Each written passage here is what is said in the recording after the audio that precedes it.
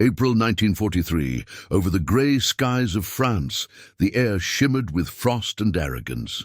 German aces of the Luftwaffe laughed inside their cockpits as they spotted the newcomers below, thick-bodied, sluggish machines that looked more like flying barrels than fighters. The Republic P-47 Thunderbolt, America's newest weapon, climbed painfully through thin air, its giant radial engine coughing black smoke as it struggled to reach combat altitude. From above, the sleek Focke-Wulf 190s circled like hawks, confident and cruel. They had seen this story before, another Allied toy sent to die in the European sky. One German pilot, Oberleutnant Hans Priller, smirked behind his oxygen mask. "They send us flying milk bottles," he joked over the radio. Laughter crackled through the formation. Below them, 16 P-47s of the 4th Fighter Group moved in tight formation, heavy, slow, and out of their depth. The Americans had never fought over Europe before. The Luftwaffe had been at war for 4 brutal years. The imbalance was obvious. Skill versus inexperience. Precision versus mass. Grace versus brute metal. No one up there knew that this moment, this single morning, would mark the beginning of the end for Germany's air superiority. Within a year, the same pilots who laughed would curse the sound of those massive Pratt & Whitney engines. Within 18 months, the same flying milk bottle would become the most terrifying shape in the European sky. The P-47's 850 caliber machine guns, mocked as wasteful, outdated and excessive, would soon turn every encounter into a storm of fire. When they spoke, nothing survived. Focke-Wulfs disintegrated mid-air, Messerschmitts fell in flaming spirals, and even armored trains and tanks on the ground became scrap under the unrelenting rain of lead. What the Germans thought was a joke would become the sound of their defeat. Every revolution of that giant propeller was powered by American industry, millions of workers, hundreds of factories, and the will of a nation that refused to lose. The Thunderbolt wasn't beautiful, it wasn't elegant, but it was unstoppable. And the world would soon understand that the loudest, heaviest, most underestimated fighter in history was about to change the war forever. That was the day laughter turned to fear. The day the sky caught fire. The story of the P-47 Thunderbolt didn't begin in glory. It began in panic. In June 1940, France had fallen. Britain stood alone, and Nazi bombers were setting London on fire. Across the Atlantic, the United States Army Air Corps realized it had almost nothing that could stand up to the German Luftwaffe. American fighters like the P-36 and P-40 were already outdated, slower, weaker, and useless at high altitude. In that desperate summer, a small design company called Republic Aviation received an urgent order: build a fighter that could survive above 25,000 feet and take on anything the Germans had. The man behind that impossible challenge was a short, sharp-minded engineer named Alexander Kartveli, a Georgian immigrant who had already lost his homeland to war and tyranny. This time, he was determined to build something that could fight back. Kartveli didn't want to make another light, elegant fighter like the British Spitfire or the German Bf 109. He believed in something bigger, literally. His design used a massive 18-cylinder Pratt & Whitney R2800 double Wasp engine, one of the most powerful aircraft engines ever built. It produced over 2,000 horsepower, but it also demanded space for a giant turbo supercharger to keep it breathing at extreme altitudes. To make it fit, the engineers had to run long ducts and pipes through the rear of the fuselage, giving the plane a round, almost bloated look. When the prototype, the XP-47B, rolled out of the hangar in 1941, test pilots stared at it in disbelief. It was nearly 10 tons, heavier than some bombers. "This thing actually flies?" one pilot asked. But Kartveli smiled. He knew what he had built wasn't supposed to look right. It was supposed to win wars. When the XP-47B finally took to the skies on May 6, 1941, it shocked everyone. It wasn't fast at first, but it climbed like a rocket once the turbo kicked in. It could reach 410 miles per hour at 30,000 feet, something no American fighter had done before. Yet it wasn't easy to fly. The torque from the huge engine could flip it during takeoff. It needed long runways and punished any pilot who made a mistake. But inside that heavy frame lay a secret: raw power and unmatched durability. It could take damage that would destroy other planes and still bring its pilot home. The Army wasn't sure what to think. The P-47 didn't fit their old ideas of what a fighter should be. It was too heavy, too big, too different. But America didn't need another elegant fighter.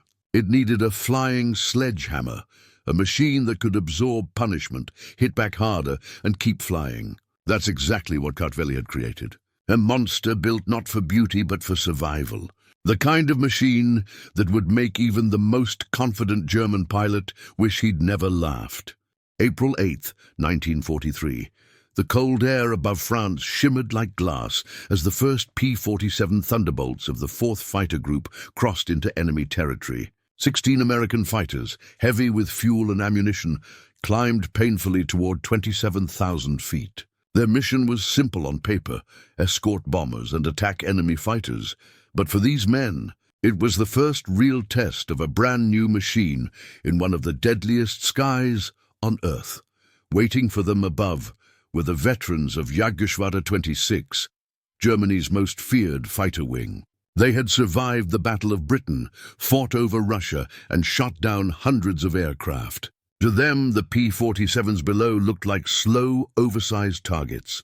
The German pilots laughed. Through the glass canopy of his Focke-Wulf 190A5, Oberleutnant Ralph Hermachen radioed his squadron, "They sent us flying milk bottles." His comrades chuckled as they prepared to dive.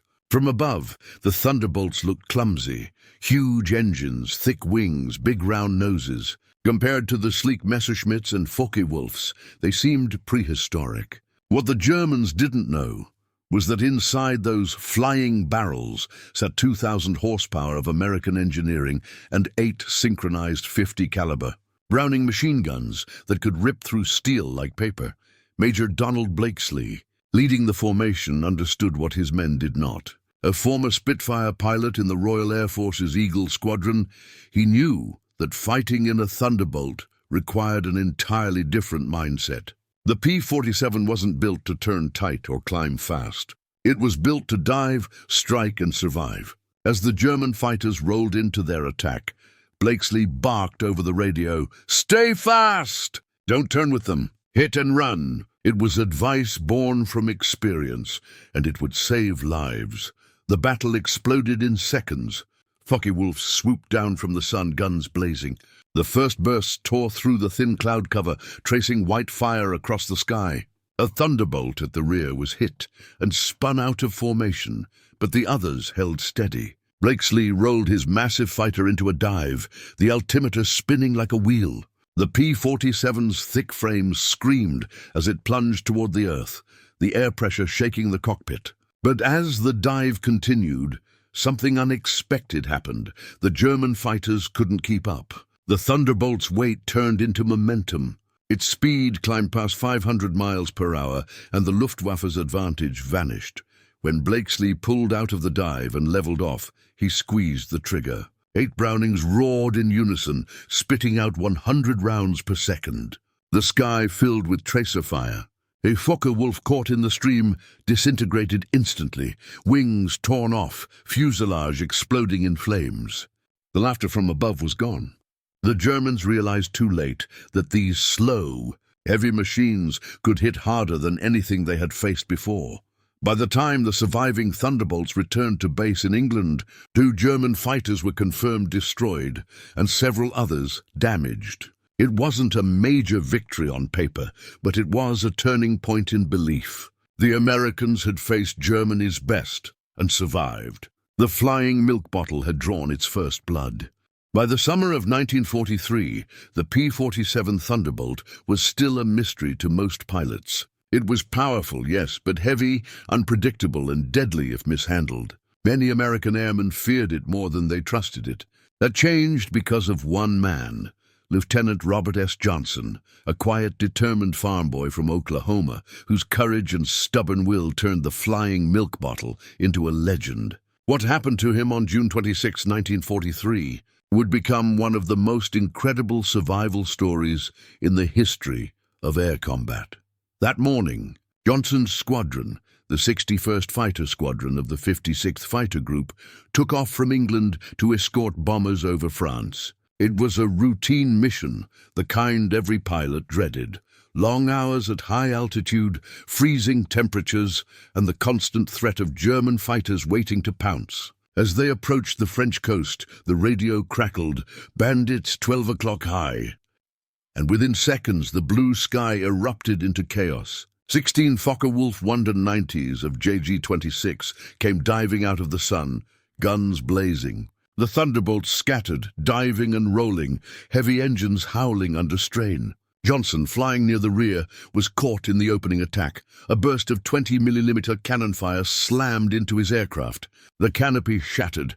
Hydraulic fluid sprayed into his cockpit, and flames flickered around his feet. Shrapnel tore into his leg and face.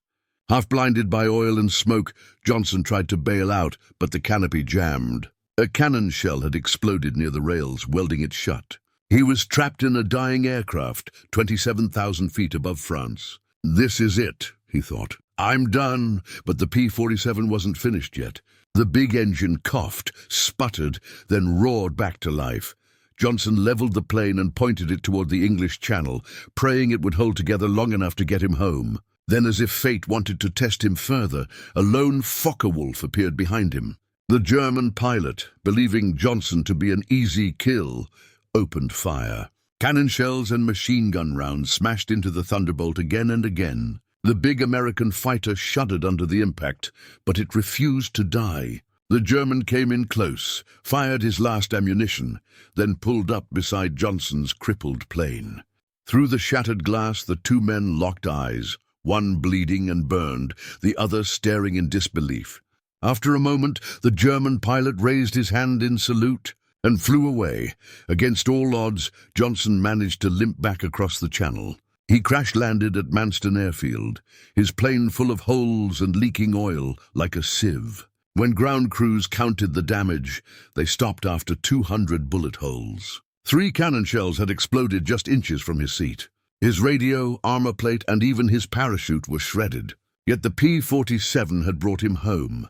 The story spread through every airbase in England. Pilots who once mocked the Thunderbolt now looked at it with awe. Robert Johnson had proven what Alexander Kartveli had designed, a machine built not just for speed or beauty, but for survival. The laughter in the Luftwaffe mess halls began to fade. The flying milk bottle was no joke anymore. By mid-1943, the American pilots had learned a hard lesson. They couldn't fight German aces on German terms. The Luftwaffe's Focke-Wulfs and Messerschmitts were lighter, quicker, and deadlier in a turning dogfight.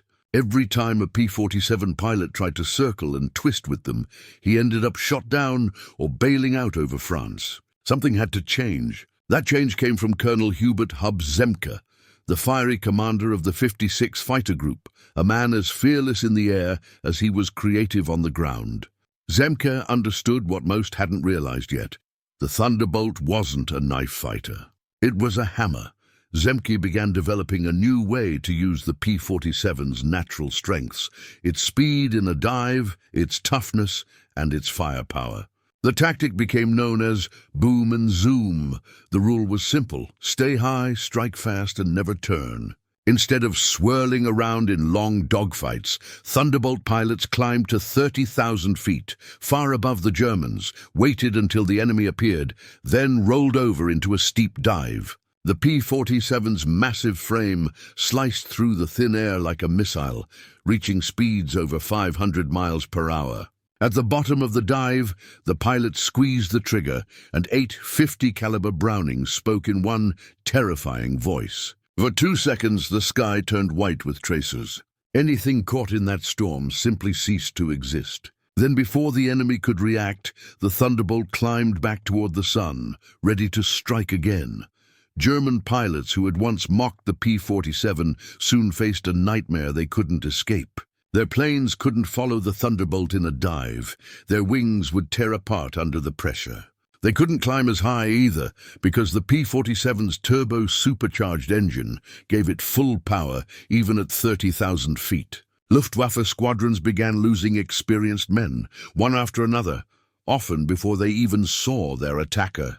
In a single week of combat over northern France, Zemke's 56th destroyed over 40 enemy aircraft using this new method with minimal losses. The boom and zoom tactic turned the P-47 from a clumsy brute into a precision killer. Pilots learned to use radio discipline, teamwork, and patience. They attacked in pairs, one Thunderbolt diving while the other covered above. The formations looked chaotic to outsiders, but were tightly coordinated, like wolves hunting from the clouds. Zemke drilled his men relentlessly, shouting from the ground tower, "Don't play their game, and make them play ours." It worked. By autumn 1943, Thunderbolt groups were sweeping across occupied Europe with growing confidence. The German pilots who once hunted them now began avoiding combat unless they had the advantage. Each engagement left more smoking wrecks on the fields below, and fewer Luftwaffe veterans returning to base. The P-47 had found its rhythm, its strategy, and its soul. The laughter in the German radio channels had turned into silence. The flying milk bottle had become the hunter. By late 1943, the Thunderbolt's true strength had finally been revealed, its firepower. Every P-47 carried 850 caliber Browning M2 machine guns, each one capable of firing 750 rounds per minute. Together, they could throw nearly 6,000 bullets every 60 seconds, forming a wall of metal so dense it could slice an enemy fighter in half. Pilots began calling their gun triggers the keys to Roosevelt's piano, because when all 8 fired together, the deep, rhythmic thunder sounded like a symphony of destruction. What had once been dismissed as wasteful overkill was now terrifying precision. The Germans were the first to feel it. In August 1943, during the famous raids on Schweinfurt and Regensburg, Thunderbolt squadrons were ordered to protect hundreds of B-17 flying fortresses bombing deep inside Germany. The Luftwaffe sent everything it had, swarms of Focke-Wulfs and twin-engine Messerschmitt Bf-110s, armed with cannons and rockets. As the German formations closed in, Major David Schilling and his 62nd Fighter Squadron rolled into a steep dive from 28,000 feet.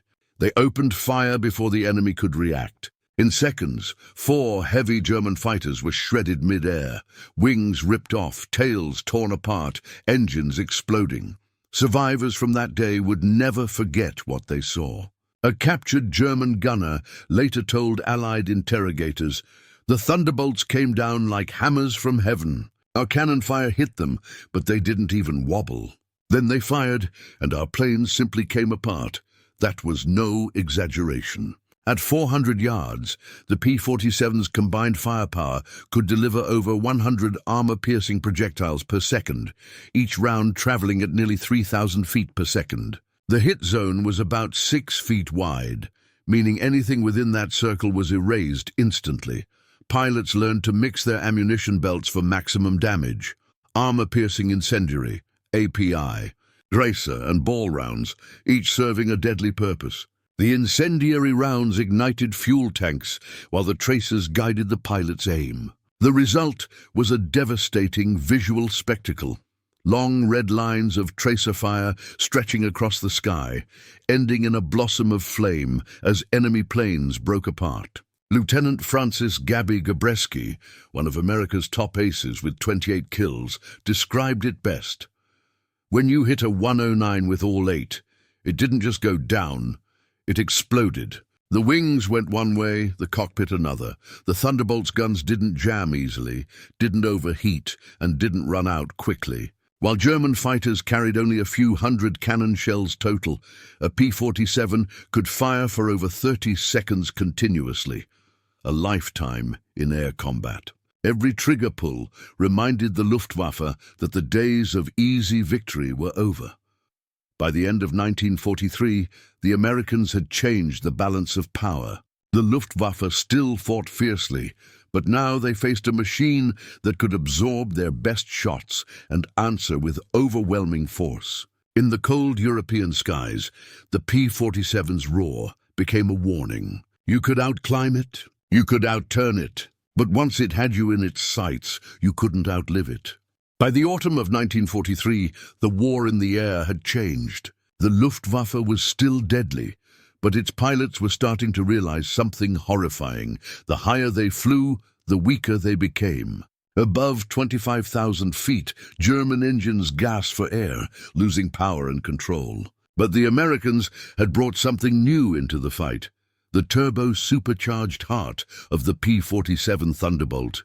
Its massive Pratt & Whitney R2800 double wasp engine, fed by an advanced exhaust-driven compressor, could maintain full power even above 30,000 feet. What had once been a disadvantage, the Thunderbolt's size and weight, was now its greatest strength. German commanders were slow to understand it. Their pilots had been trained to fight in medium-altitude dogfights, where speed and agility mattered most. But the Thunderbolt changed the rules. It could climb where their Focke-Wulfs choked, dive where their Messerschmitts disintegrated, and still come home riddled with holes. When the first high-altitude battles began over occupied France, Luftwaffe veterans realized they were facing an enemy that could reach them anywhere. One of those veterans was Oberleutnant Hans Philipp, one of Germany's top aces with more than 200 victories to his name. On October 8, 1943, Philipp led his squadron, Jagdgeschwader 1, against a formation of B-17 bombers near Bremen. His FW-190A6 struggled to climb in the thin air above 28,000 feet, its engines sputtering from lack of oxygen. Then out of the glare of the sun came the shapes of P-47 Thunderbolts from the 56th Fighter Group. They were diving fast, almost vertical, streaks of silver thunder. Lieutenant Robert Johnson, now a rising ace, spotted Philipp's aircraft below. He rolled his P-47 over, lined up the shot, and fired a 2-second burst. The tracers walked straight across the German ace's fuselage. A bright flash erupted, and the Focke-Wulf broke apart in mid-air. No parachute opened. One of the Luftwaffe's greatest pilots was gone in seconds. For the Americans, it was proof that the sky no longer belonged to Germany. The Luftwaffe ordered an immediate analysis of the Thunderbolt's performance. The report that landed on Hermann Göring's desk in November 1943 was grim. It stated that the P-47 service ceiling exceeded 42,000 feet, higher than any German fighter could reach. Its dive speed approached the sound barrier. Its armor protected the pilot from almost any cannon hit. And its engine, that loud, unrefined radial monster, was practically immune to coolant loss, a fatal weakness in German designs. Göring's response was simple: if this report is true, we have already lost the air war. Above Europe's grey clouds, Thunderbolts now ruled the daylight. Their presence gave American bomber crews the confidence to strike deeper into enemy territory. German formations that once attacked with pride now scattered in panic at the sight of the fat-bodied fighters roaring overhead. The laughter that once echoed through Luftwaffe radios had turned into quiet dread. The sky, once Germany's proudest battlefield, now belonged to the Americans.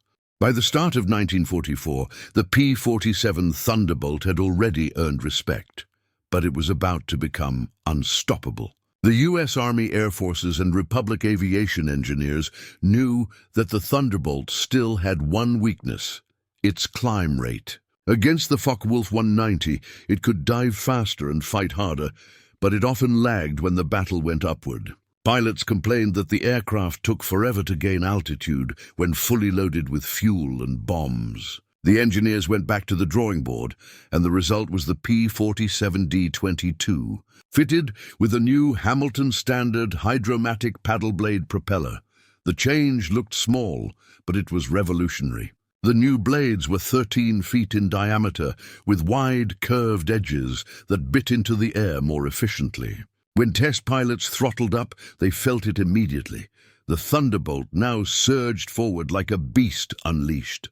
The climb rate jumped from 2,200 feet per minute to over 3,000 feet per minute at sea level. The big fighter that once crawled into the sky could now match or even exceed the climb of a Messerschmitt or Focke-Wulf at most altitudes. And because of its massive engine torque, the Thunderbolt could accelerate in level flight faster than nearly any propeller fighter ever built. When the first of these new Thunderbolts arrived in England early that year, the difference in combat was instant. German pilots who expected to outclimb their enemies suddenly found the fat Americans right beside them. Hauptmann Heinz Knoke, a Luftwaffe veteran with over 200 missions, wrote in his diary after a fight near Hanover, "We bounced a formation expecting our usual advantage. They turned into us and climbed with us. Schmidt was hit and exploded in seconds. These are not the same machines we laughed at last year." The Thunderbolt's transformation was complete, but the upgrade did more than just boost performance. It changed the very sound of war. The enormous paddle blades spun so fast that their tips approached the speed of sound, creating a deep, rolling roar that echoed across the countryside. German ground troops called it Donnerschlag, the thunderclap. Soldiers could recognize it from miles away, a dark growl in the clouds that meant death was coming. With the new propeller came new tactics. Now Thunderbolts could stay with bombers longer, climb into interception zones faster, and strike from above with crushing power.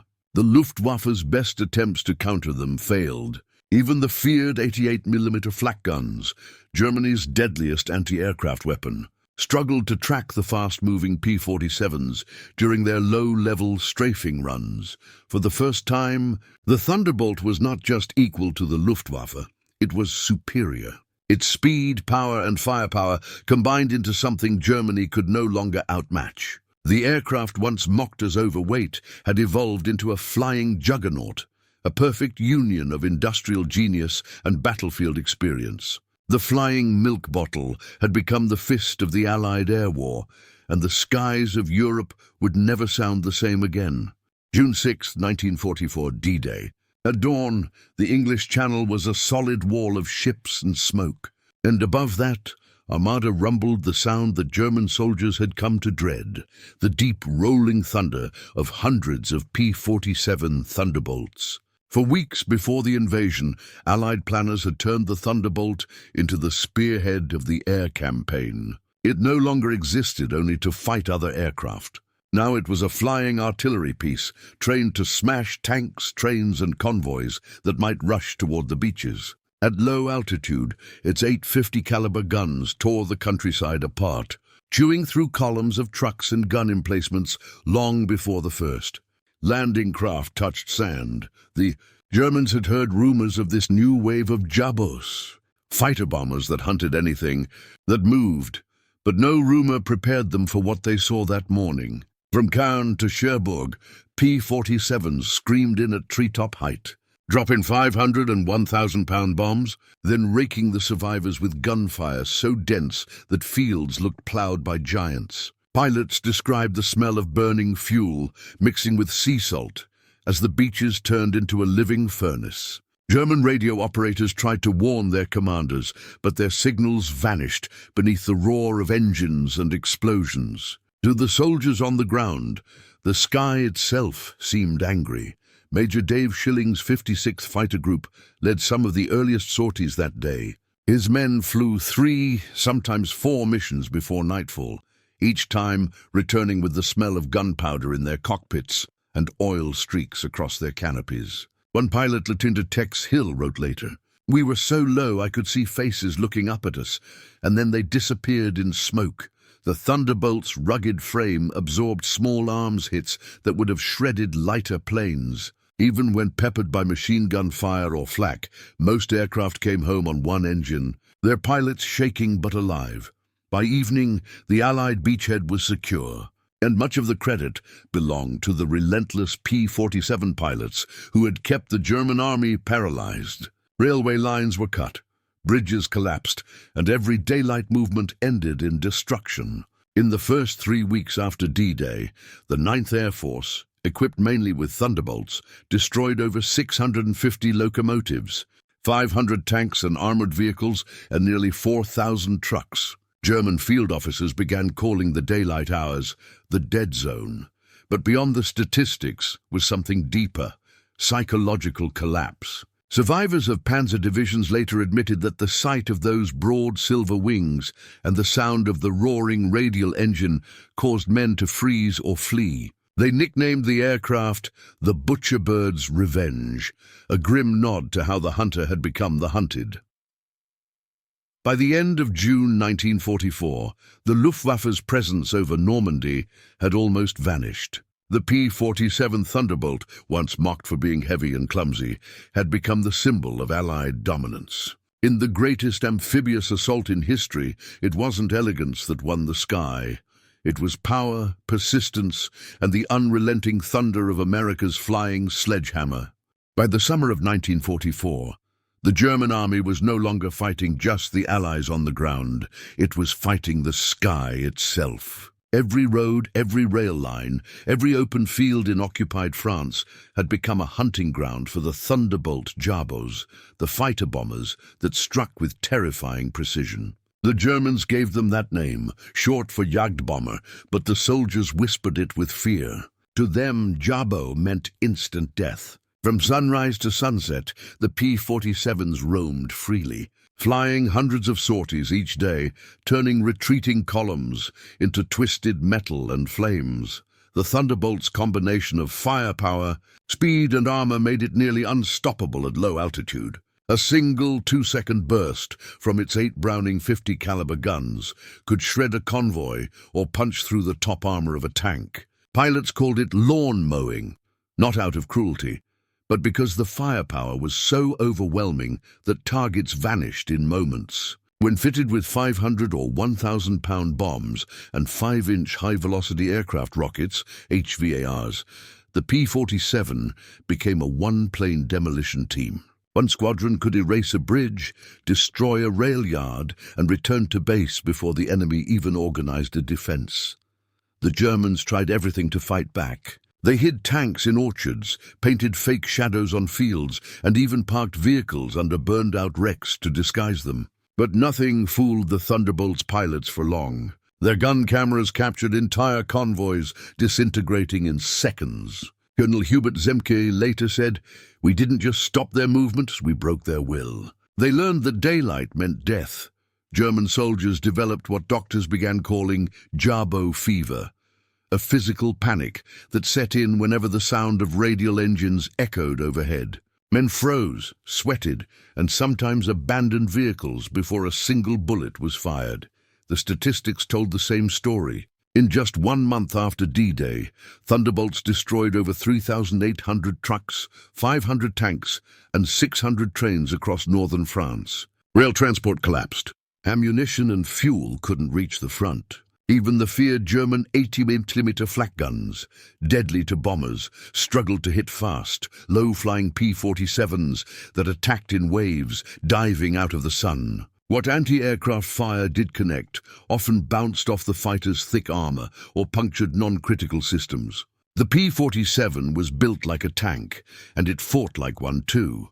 By August 1944, Allied commanders realized that air superiority was no longer just a goal, it was complete. German generals reported that they could move troops only at night, and even then, wrecked vehicles along the roads glowed faintly from fires that had burned for days. The Luftwaffe, once the terror of Europe, had become a ghost force, hiding, conserving fuel, avoiding fights it couldn't win.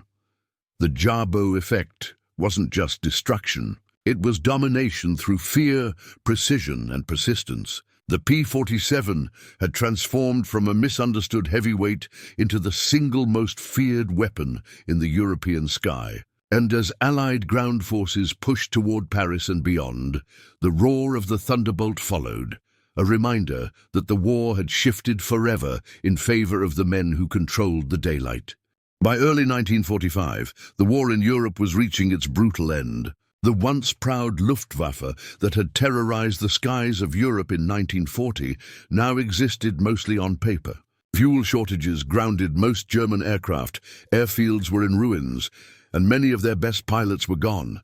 dead, captured, or too exhausted to continue. Yet even in those final desperate months, the P-47 Thunderbolt was still there, roaring across the skies like the sound of inevitable victory. Each flight of Thunderbolts was more than a combat mission. It was a declaration that the Allies now owned the air. On January 1st, 1945, Germany launched one final gamble, Operation Bodenplatte. Nearly 900 fighters attacked Allied airfields in Belgium and the Netherlands, hoping to cripple the American and British air forces on the ground. For a few minutes, the sky filled with fire, Thunderbolts burning beside Spitfires, runways cratered, mechanics diving for cover. But when the smoke cleared, the truth was devastating for Germany. They had lost over 270 aircraft and more than 200 irreplaceable pilots in a single day. Within 48 hours, fresh P-47s had already arrived from depots in England, replacing every loss. The Americans could rebuild overnight. The Luftwaffe could not. One U.S. commander summed it up bitterly: "They destroyed our planes. We destroyed their future." By spring, Thunderbolts were striking deep into Germany itself, blasting trains, oil depots, and armored columns retreating toward Berlin. Their firepower turned the German countryside into a graveyard of metal. Every road east of the Rhine was littered with the wreckage of trucks, tanks, and locomotives, all blackened by .50 caliber fire. Even the new Messerschmitt Me 262 jet fighters, Germany's last hope, could not turn the tide. Pilots discovered that the P-47s could catch the jets during takeoff and landing, or in a high-speed dive. On March 24, 1945, Major George Bostwick of the 63rd Fighter Squadron shot down two Me-262s in one day, proof that even the future of aviation couldn't escape the Thunderbolt's wrath. By the time the war ended in May 1945, the numbers told an unbelievable story.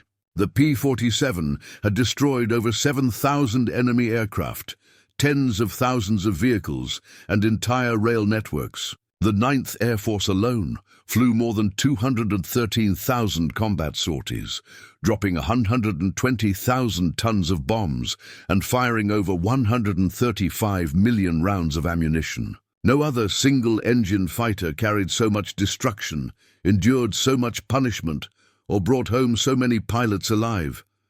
After victory, the skies over Europe grew quiet again. Many Thunderbolts were scrapped, melted down, or sent to new wars in Korea and Latin America. But for the men who flew them, the sound of that giant radial engine never faded. It was the sound of protection, of power, of justice served from 30,000 feet. The Germans once laughed at the P-47 Thunderbolt, calling it clumsy and slow. 2 years later, there were no German pilots left to laugh. The flying milk bottle had become the hammer of liberation, the thunder that ended the storm.